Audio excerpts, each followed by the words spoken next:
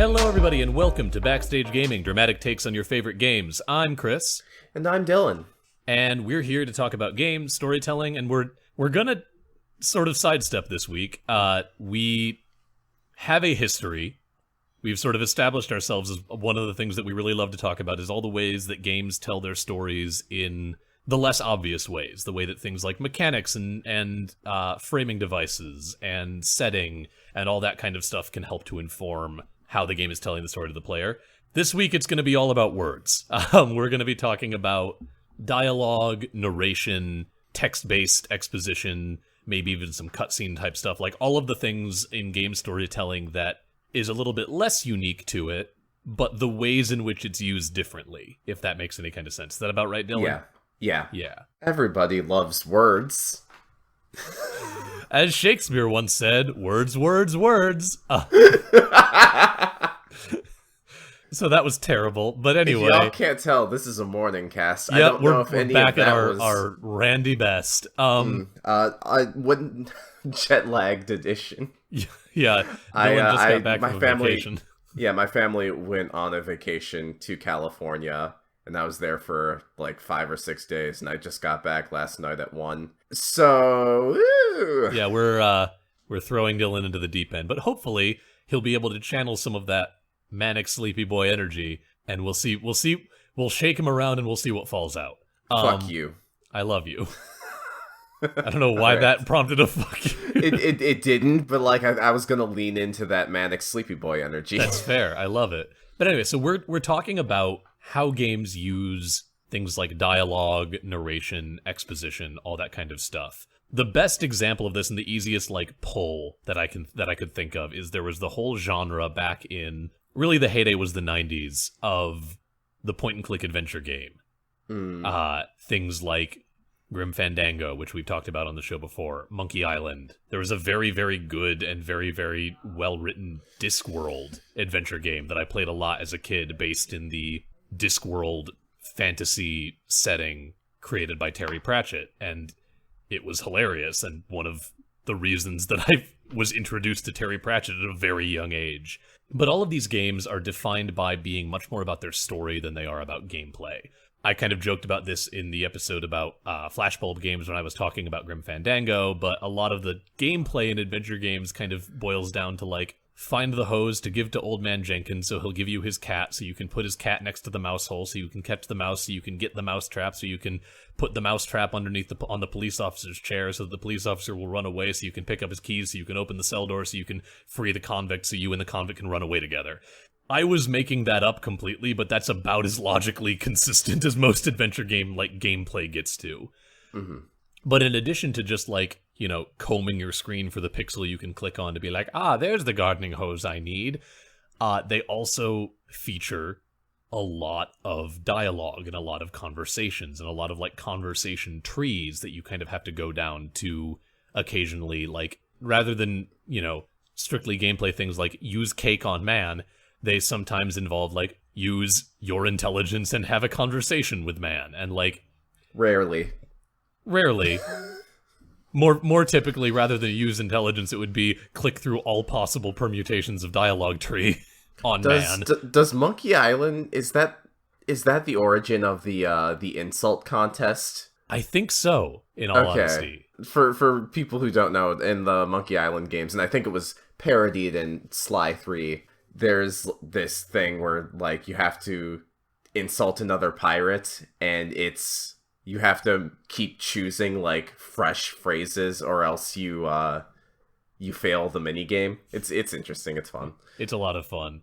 But so that was sort of like the jumping off point in my head for this topic. But then I started thinking about like, it's been a very long time since I've played any point and click adventure game that wasn't Grim Fandango, so I'm not super equipped to talk about that.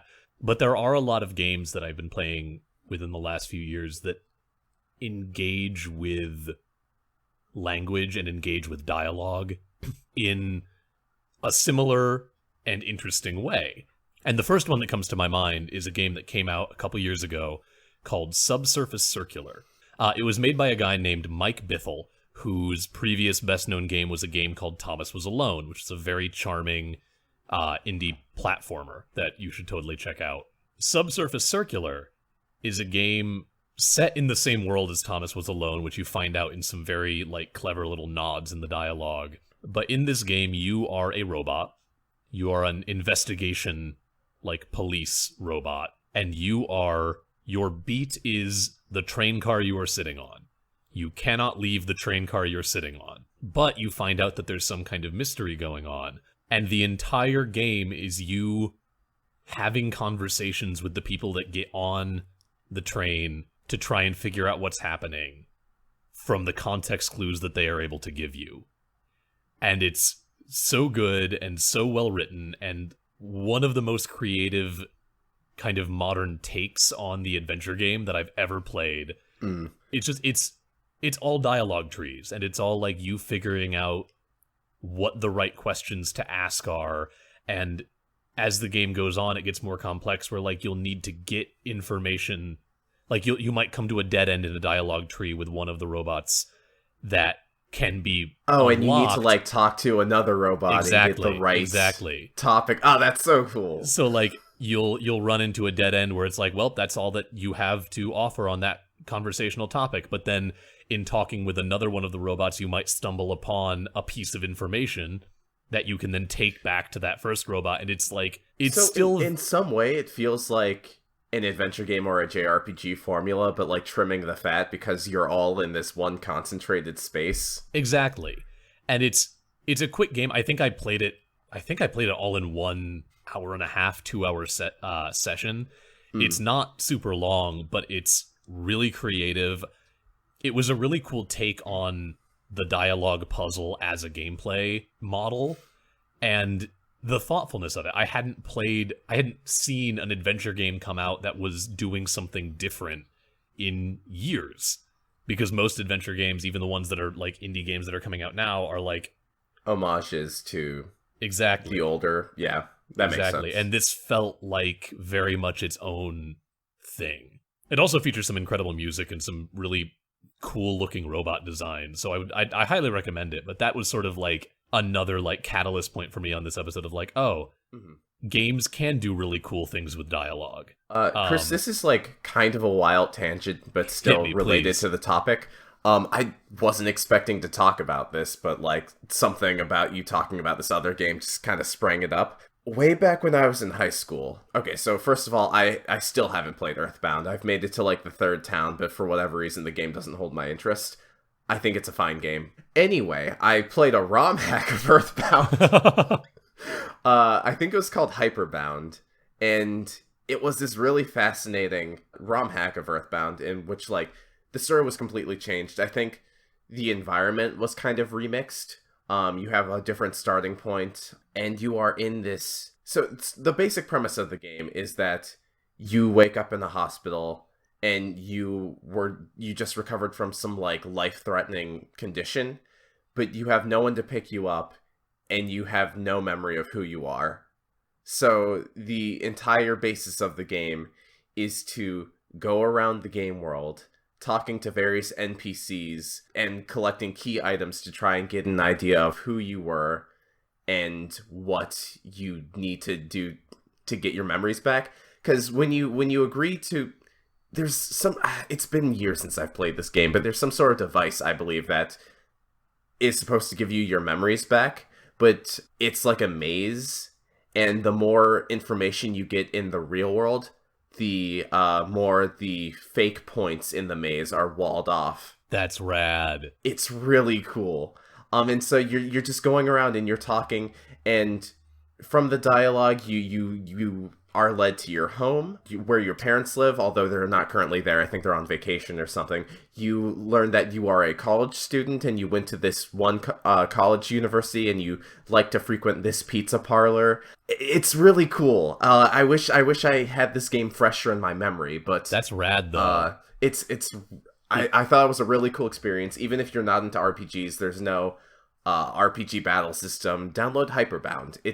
It's a pretty cool novel experience. That sounds really cool. And that's a great microcosm of the kind of thing that I want to be talking about, because like in film, there's the old adage of like show don't tell. The logic in film is that the best case scenario is that you're not telling the audience outright anything more than you absolutely have to, and anything that you can show through action, you should. And games have a sort of similar mentality of like, as much as you can do through gameplay, do that. Which makes sense, and we've talked about that before. Like, examples of games that do a really good job of keeping things to the mechanical side. But these are both examples that I love of games that what you're being told, the exposition, the dialogue, the talking, all of the like, quote-unquote, not good game design sort of information passing has mechanical benefit, or is the main mechanic. And that's really fucking cool. So I looked up Hyperbound, and I found one of the download links, and it's on this one guy's site, Michael Iantorno, and he apparently this was his senior project at Ryerson University, and this was to explore ideas associated with video games, such as non-linear narratives, and spatial storytelling. That's really cool. Yeah, I really dig that. The main thrust behind this project was to use an existing video game as an interface for a large hypertext narrative.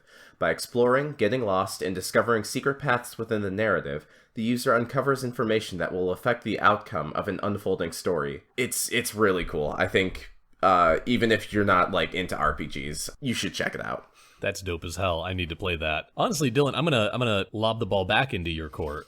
Okay. Because you were talking about something that I'm very interested to hear about. You've been thinking about doing some content related to Ocarina of Time and how Ocarina of Time tells its story. Yeah, I mentioned this on our Patreon episode, but I've been thinking a lot about Ocarina of Time and how it tells its story, and how this is something that is like very convoluted in my mind, and I'm actually writing down notes to try and sort it out. But yeah, Chris, what did you want to say?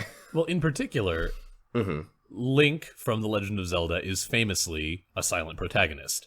Yes. He does not talk. But there's a shit ton of people in the Zelda world that you can talk to in all of the various games. And you brought this up before we started recording, and I was curious what your thoughts on that were, and what purpose does the one-sided dialogue in a Legend of Zelda game, Ocarina of Time, as a handy shorthand serve? Like, what is that for, and how is that used? Yeah, so one of my favorite things I've come to discover about Zelda, Ocarina of Time in particular, but honestly all of the games have this, all of the 3D games have this to a certain extent, is that, you know, because Link is a silent protagonist, there's really, you know, there's a lot of interpretation of the character, but I think Nintendo does a lot to keep him from being an outright blank slate. To that end, I guess the most interesting thing to me about Ocarina of Time is that a lot of the opening area of Ocarina of Time, Kokiri Forest, a lot of the bulk of your gameplay there, in addition to kind of learning the story, is to find out the kind of person Link is. And the more characters you talk to, the fuller that image is. You really get an idea for Link's status quo. So before gameplay starts, all you really know about Link is that he is a boy without a fairy, and he's been having some weird nightmares lately. And as you explore, you learn who Link's friends are. You see him talk to some NPCs who aren't necessarily close to him, but they're happy that he has a, you know, Tinkerbell-esque fairy companion that all the other kids... They're basically the lost children from Peter Pan, but they all have their own personal fairy. So they're all happy that Link has his fairy, and they're all encouraging him. There's a bully, and like through talking to all these different characters, you get an idea of the kind of place Link was born in, or not born in, but was raised in, the people he interacts with, his social standing in this community, and really the entire opening segment of Ocarina of Time is standing up to a bully. It's charming. Yeah, and I think that's what's cool about that is they have to write those 5-6 line conversations, one-sided conversations, in such a specific way to let them like still work as conversations that you're hearing, even though you're not getting any of the stuff that's like prompting it. And they have to make it work as something that, like, at least to a certain degree, makes sense for someone in this universe to say, but also in a way that is serving that purpose of telling you about the person that you're moving around and the person that you're controlling. Yeah. The interesting thing about Ocarina of Time on top of that is as the stakes change and the story develops, the motive for talking to NPCs and exploring also changes and develops. So in the opening area, you are talking primarily to learn about the world that Link has inhabited and maybe get some more information about the type of person he is. When you beat the first level and you go to the Hyrule Castle Town Market, which is, this kind of intercommunal hotspot where a bunch of people gather, you are now talking to learn more about the world in a greater context. When you go to Goron Village, you are talking to learn about this race that you've never seen before. It's just kind of this new, oh, I'm going to talk to these characters because this is novel. This is something that is new. The game story is mainly told through these breadcrumbs that they keep leaving for you to eat at your own leisure. They do such a good job of letting you can follow the story without engaging in all of this dialogue. There are some conversations that have to happen, but a lot of them, they're there if you want them to. And this we've talked about stuff like this before, but they serve such a great filling out the world kind of purpose. Another game that I'm interested in talking about, and this can be a nice brief one before we head into the playbill, because it's a game I played for a couple hours way back when it came out. But another game that kind of similarly takes conversation and makes it the focus. There's a game that came out back in, I want to say 2011? But it's a game called L.A. Noire. It was developed by Rockstar. Actually, no, sorry, published by Rockstar, not developed by Rockstar. But anyway, it's a game in which you play a detective in L.A. in the 40s-ish, I want to say. I don't remember exactly. Like I said, I played this game for 2 hours. But the conceit of the game, the reason that they made its sort of new thing it was trying to do, was make the investigation the focus. It was very much an adventure game. Large portions of it were wandering around the scene of a crime and combing for clues and all that kind of stuff. In a similar way to something like Heavy Rain, where you're wandering around an environment and just sort of picking things up for context. But what L.A. Noire introduced that was different is when you are questioning a witness, when you're questioning a suspect, rather than it just being your typical video game dialogue tree, they were one of the first games to really lean into facial performance capture. Maybe to an uncanny degree. To a substantially uncanny degree. Because their intent, their attempt when they were making this game was to create faces that were good enough at expressing emotion that you could pick up on tells in their facial expression and in the performance of the actors that they hired to do it. Boy, it's a weird game to look at. So on the one hand, the tech was not quite there. They landed in a very uncanny valley look for L.A. Noire, but the idea behind it was very cool, and the idea of really leaning into performance capture on the facial side of things, and not just for getting motions and capturing, a stunt guy falling to be able to animate off of that. It was a very cool thing, and a lot of games since have this is one of those moments where it's less L.A. Noire itself that I want to talk about, because again, I don't remember it super well. It was an interesting idea that didn't quite get there. But then you look at the legacy of that game, and you look at things like the cutscenes in the recent Uncharted games, or God of War 2018, where they really, really nailed performance capture in a way that the tech wasn't quite there for in 2011. I honestly think that's probably the biggest thing that held L.A. Noire back, because the idea is interesting. I can't tell you how fun it was to play because I don't really remember. There was a What Happened episode on L.A. Noire, because apparently there was a lot of development issues and crunch, and was not a well-managed project. But that is a game that had an idea about a new way to handle exposition and handle dialogue. And while its mechanical side didn't catch on, the development ideas of it did. And now a lot of AAA games are leaning into performance capture in a way that while it's not necessarily doing anything different for the games, the quality of actors and voice actors that are working in the games industry has gotten really high. And the fact that we're now able to use facial capture to even get more of their performance in there is really cool. Yeah. I don't know. That was my take on LA Noire. It felt like if we're talking about games that use dialogue interestingly, it would be a weird one to leave out. But yeah, let's hop into the playbill, do a little bit of chatting in there, and then we'll come back and round this baby out. Make a round baby. I don't know if you can hear me, Dylan. I can hear you. I'm just choosing not to. That's very fair. Just choose not to engage. I respect it.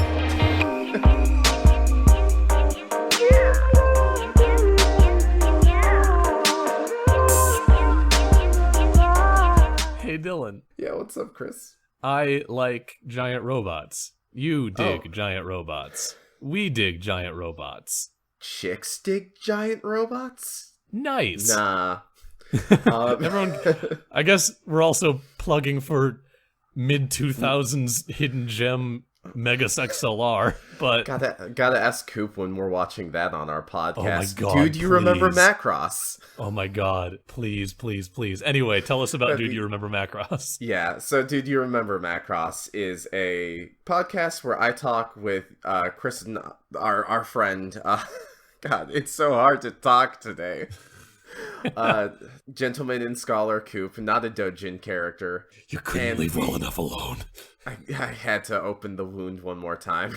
But we talk about the anime, Super Dimensional Fortress Macross, and we talk about the intersection between culture and the military, and I'm reading a book on Japan's military culture in the early 20th century, so I hope to talk about that on the show at some point. It's going to be good stuff. I'm going to roll right through this credit because I don't know how to talk today. That's fair. It's very good. Where can I find it, Dylan? Right. That is something I life is so hard right now. You can check us out at anchor.fm/dudeyouRemember. That is DUDE. You can find us on twitter.com @dudeyouRemember, and we are also on Spotify, Google Play, and Apple Podcasts. I had to double check. I love you. I'm content with myself. I'm just gonna rapid fire through some things because the things I'm in have already been out, so I don't feel the need to yeah quite as much. But if you like my voice and want to hear me using it for what I actually do, rather than pretending to know what I'm talking about for an hour every week, Isn't that what acting is? I guess so. Anyway, if you like my voice and want to hear it largely just have bad things happen to it at this point, you should check out a couple of podcasts that are out right now. Unwell, a Midwestern Gothic mystery, is a fantastic a fantastic audio drama based in rural Ohio with spooky shit happening. I was lucky enough to be in the final episode and sort of the coda to their first season. All 12 episodes are now available wherever you get your podcasts if you search for Unwell, and you can find them on Twitter @UnwellPodcast. You can also hear me in Cold Open Stories' newest production called When All Lights Have Gone Out. It's a Warhammer 40k audio drama, and you can find that by going to coldopenstories.com or twitter.com @coldopenstories. Dylan and I are also going to be in an actual play podcast. It's called The Unexplored Places. It's made by several friends of ours from school. They're all great people. The show is fantastic. Their first season wrapped up recently, and it's fantastic. It's also about spooky shit in rural Ohio, because I have a brand, I guess. But their first system was Monster of the Week. We're now going into a new system for a new story. I'm going to be one of the main recurring characters. Dylan's going to be around when he is able to, as sort of a rotating cast member type situation. It's fucking phenomenal. We're also both involved in some of their interstitial episodes and some Patreon-only content. In fact, the first one came out recently featuring me. We played a game called Oh Dang, Bigfoot Stole My Car with my best friend's birthday present inside. And I played a smooth tech bro named Bick Hacksman. So if any of that sounds entertaining, it was a really fucking fun episode to record, and you should go check it out. You can find them at unexploredcast.libsyn.com, on Twitter @unexploredcast, or by searching for The Unexplored Places wherever you get your podcasts. You should also, if you, for some reason, like the bullshit that we spew out into the world, we have a Patreon where you can support that very thing. If you like what we do, please do check out patreon.com/bsgpod. That is where you can find out about the different reward tiers, all the different things that we offer in exchange. There's a bonus episode up right now. We're thinking about maybe doing some more. And also, help support a couple of goobuses that are trying to make it in a very strange career field. Thanks to our patrons, we are not paying anything out of pocket to keep the show running, to pay for website hosting and all that kind of overhead stuff, which is incredible, and we are incredibly grateful to all of you who have already decided to be our patrons. But if you're not, and you like what we do, and you want to support us in that way, patreon.com/bsgpod is the way to do that, and we appreciate every single bit of help that we have gotten through that. Let's dive back into it. Dylan, was there anything else on your head that you wanted to talk about with this topic to get us off the ground running again? I could talk about Phoenix Wright, but... Actually, yes, please. Okay. That's such a good... I guess I'm talking about Phoenix Wright. But yeah, no, Phoenix Wright is a game that is entirely text-based. You know, I think in, like, contrast to a game like... Also, complete side note, but we really should probably have played at least 1 or 2 visual novels before getting to Doki Doki Literature. Anyway. Phoenix Wright. Unlike some 90s adventure PC games where some of the puzzles are really just like mash these 2 items together and try as many solutions as possible until you get one right. Phoenix Wright is kind of based on your knowledge of the story and your interpretation of events. The concept for Phoenix Wright, for people who aren't aware, is that you are a lawyer, and this is like kind of a parody of Japan's law system, where it is taken to its like most logical extreme. And so the basic premise is like, your defendants are basically guilty until proven innocent, and the only way you can get them an acquittal is to prove everything with evidence. And if there isn't something that can be proved with evidence, you need to kind of badger the witness or whoever's giving their testimony until your evidence becomes relevant. Whoops. It's never been like upfront, like even in the universe of the games, they're like, this is kind of a fucked up system and it shouldn't be like this. But what that creates is it's an engaging system where you have to really you have to be in tune with the story. You have to understand every character, their objectives, their motives, their conflicts, and also analyze and think about their view or their account of what has happened or what they've seen. A lot of this is, there is dialogue where you're talking to them while you're investigating the case, because Phoenix isn't content to just be a lawyer. He's also kind of a detective. Or at least he does the sleuthing work that the actual law enforcement won't let him be privy to. He's a bad boy who doesn't play by the rules. So he'll talk to witnesses and people the defendant knows, and to basically get a bigger picture, just like the other games we were talking about. But on top of that, you also, when you're in trial, you will look at the witness testimony, and you will go through their dialogue, and you have the option to, on any single bubble of text that they have, you are able to press the witness so you can get a clarification. Sometimes it's just fun flavor text, but like it's always fun and engaging to read. On top of that, sometimes that exposes a contradiction, like they'll slip up, and that's when you present evidence. And it's just this really fun loop of learning the story, learning the characters, trying to get a map of the actual events in your head so you can really slowly start to guide the story to that conclusion. Yeah, having not played very much Phoenix Wright, it's sitting on my computer staring at me, and I haven't gotten to it yet. We should really do, like, a book club or something on that game. That'd be very fun. Is there any kind of, like, prompt from the game when that slip-up happens? Like, when you are questioning a witness and they suddenly say something that contradicts a previously established fact? Like, sometimes they'll give you a hint, but I think it's really up to you, especially as the games go on. It's really up to you to, like, see that contradiction and pinpoint it. That's fucking great. And in your inventory, like, you will have information, like, all the information that you need is available to you. So if you forget a small detail, you can always check it. It might not help you if you haven't played that case for months. But that's really cool, because they're not necessarily introducing anything in the mechanics of the game that are setting them apart, but they're turning your attention and you're like actively engaging yourself in watching for those moments into a part of the game. Yeah. And they're asking you to engage yourself with the dialogue in a way that a lot of games don't. Like, once you have played enough cases, Phoenix Wright becomes, oh, I got new evidence. Let me think about all the potential ways that this could come in handy. That's like, really cool. Oh, there's a stain there. That could be important. I'll have to tuck that information away. Or, oh, this court record says that at this specific time there was an outage. I need to wait for someone to slip up on that. Maybe they don't slip up. Maybe a character 2 hours from now does that slip up. But, like, you know, it's this constant, like, gathering of information and storing it and being like, I hope I get to use this. Phoenix Wright is to dialogue trees what the fucking Labyrinth in Zork is to game maps. That's rad. I half get that. That's rad.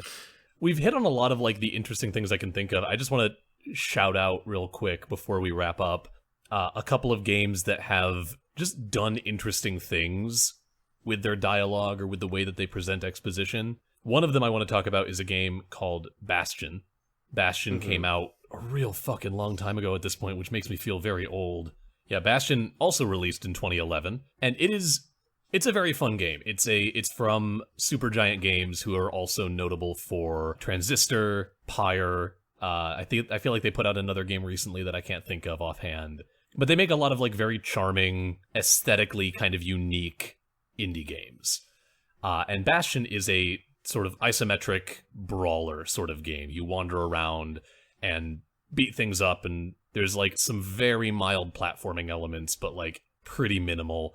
But it's set in this world that is, like, post-calamity. Something terrible happened, and now the world is reduced to, like, floating islands of stable land in an abyss, essentially. And the way that you're told about the world is through this narration. And I can't remember, I was about to say, I'm not going to take the time to, like, dig through the internet and find the narrator's voice, but it's sitting right here on the page in front of me about Bastion.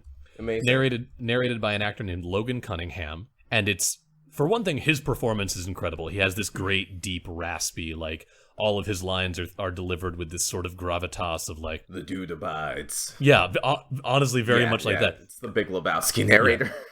Kid didn't know what was gonna be waiting for him on the other side of the gap. That kind of, like, really great, and, like, it melds with the very sort of, like, electro folk soundtrack and, like, helps to establish the world really well. But what's unique about it is that the narration is dynamic and based on what you do, at least to some extent. Like, there's some that's just triggered to, like, when you go to this new place, it plays this, you know, clip. But there's one notable moment where in the first level, you wander into this, like, ruined bar, and there's a whole bunch of, like, sort of Pompeii-esque figures that have turned to ash. And it delivers some line of, like, kid spent a lot of time back in here before the calamity. Never expected to see the faces like this. And then, if you just like, there's nothing really to do in this bar. If you just run right through, the narration kicks in with something like, kid didn't have time for nostalgia. But if you, like, wander around in the place and start, like, swinging your weapon to, like, break crates and things and happen to hit one of these figures, it'll explode in a cloud of dust. And the narrator might say something like, kid never liked that guy. And it's all, like, it's little touches like that. But it helps make it feel less like I'm being told stock information and more like this guy's narrating what I'm doing. Yeah. In, you know, quote unquote real time. And I don't think anyone else has really done anything with that. I feel like it's a hard thing to, you know, like, you gotta have, like, a very specific purpose with that. Yeah. And they used it well, and then later on into the game you discover that the narrator is one of the NPCs that you interact with. But it's just like, which also then ties into, oh, he's narrating exactly what I'm doing because this is that NPC telling this story to someone in the future. Which again helps just the game feel very holistically there. But I know it's one of those things that it worked so well in Bastion, and I want to see other games do something like that because it was such a cool and unique thing. But like you said, I'm just gonna say real quick that, like, I always like pictured Logan Cunningham as looking like the dude from The Big Lebowski, but he's like a pretty young black guy. Just not what I expected at all. I didn't mean to cut you off there, no, but you're like good. I looked That's up fair. Logan Cunningham out of curiosity, and I was like, oh shit. He honestly doesn't look unlike you. Yeah, I mean, like, he's the me I want to be. That's fair. But anyway, that was just something I wanted to bring up. The other one that I want to talk about really quick, just because, like, it's little things that can make a big difference in making long stretches of exposition or dialogue or cutscenes feel engaging. And it's a game that we love it so much, and we talk about it all the fucking time. It's Iconoclast. Bam, bam, bam. This game's fucking great. Play Iconoclast. I'm not going to bother.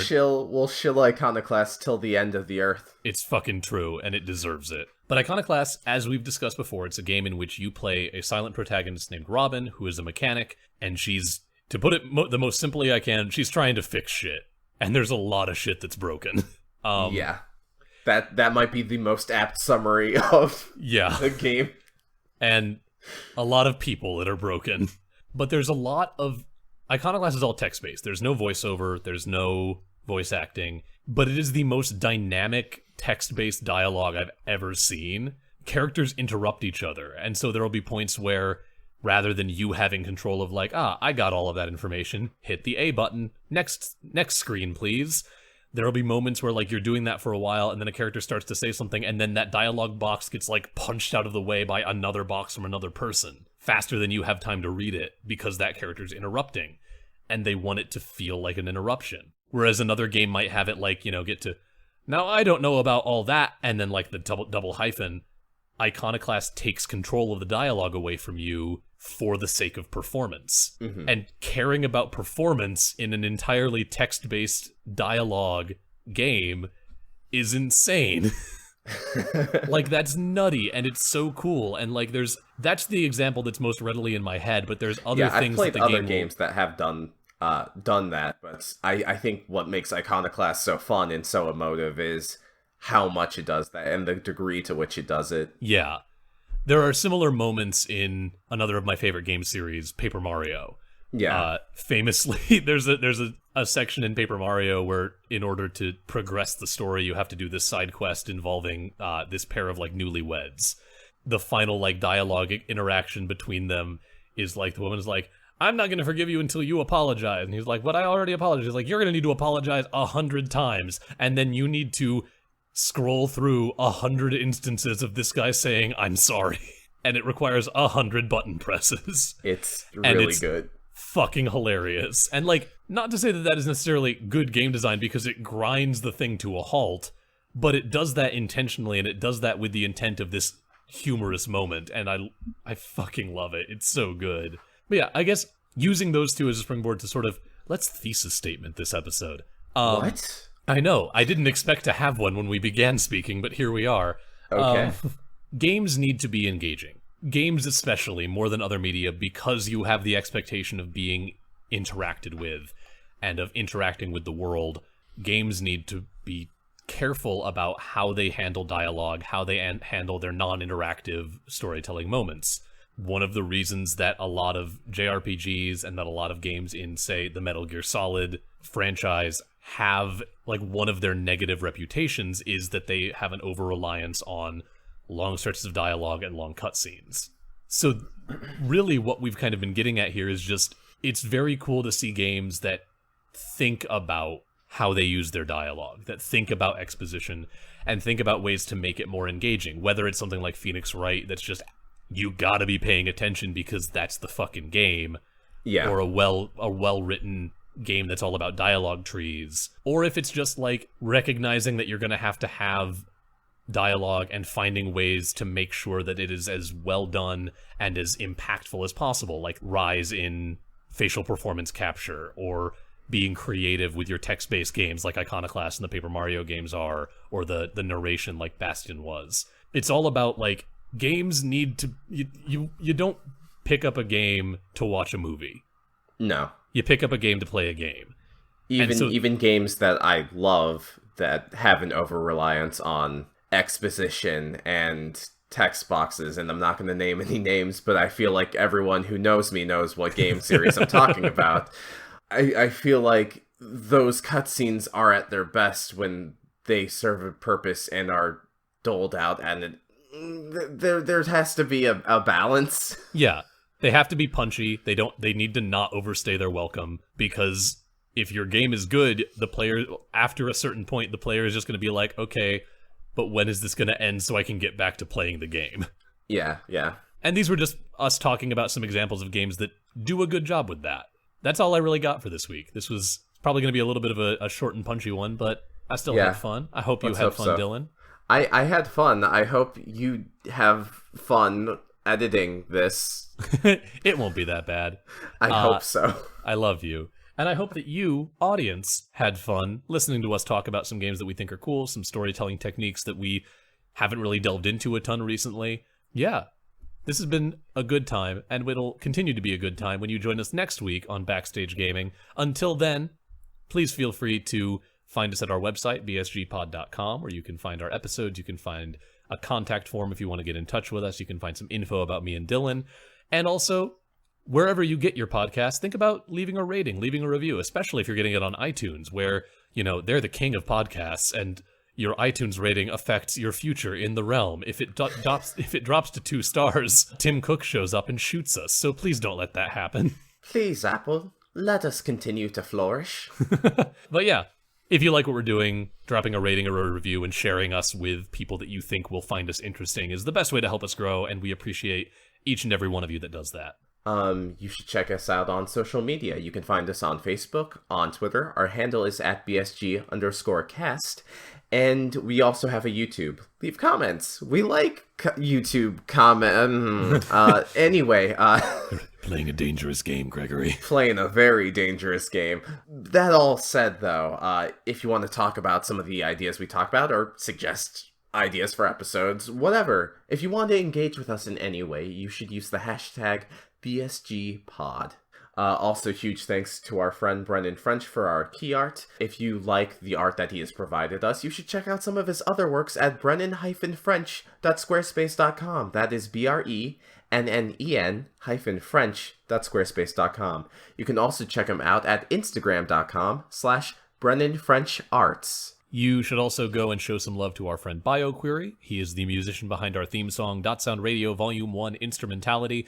He writes a ton of great electronica. He's got a couple of EPs out right now. One of his solo work called Post-Human Angst. One of it's a collaboration EP that he produced called Links Volume 1.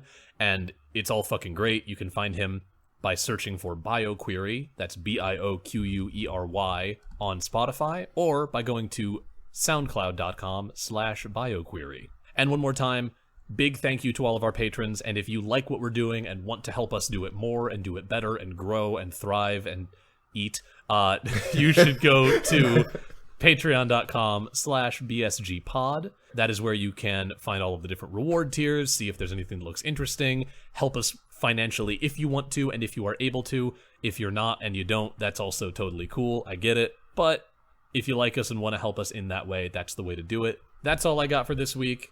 Dylan, do you have anything to add, to tell the lovelies, to sing to the heavens? Well, now you've put so much pressure on me, I have to say something. That's it. Goodbye. Fuck you.